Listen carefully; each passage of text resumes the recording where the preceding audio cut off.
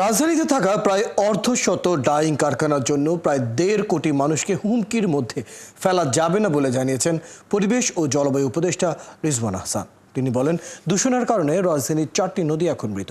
এসব নদীর পানি ব্যবহারের অনুপযোগী হওয়ায় পদ্মা থেকে পানি আনতে হচ্ছে বলেও জানান তিনি।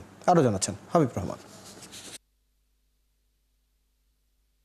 বুড়িগঙ্গা, তুরাগ, বালু, শীতলক্ষা এক সময় ৪টি নদীর উপরই মানুষের জীবন জীবিকা ছিল নির্ভরশীল।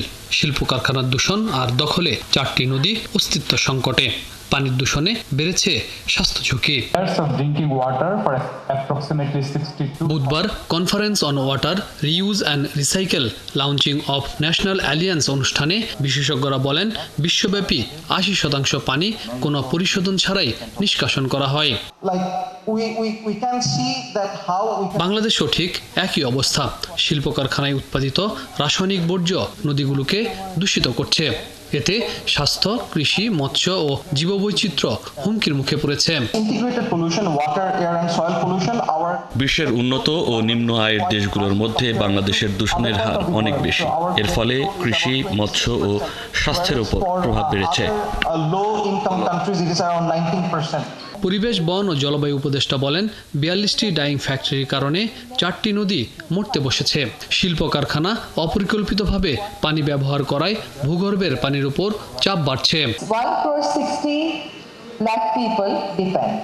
আমরা ৪০টা ডাইং ইন্ডাস্ট্রির জন্য ঢাকা শহরের ১,৬০,০০,০০০ মানুষের যে নদীটা প্রয়োজন সেটাকে মেরে ফেলতে পারি না। একটা মেকানিজম আমাদেরকে বের করতে হবে।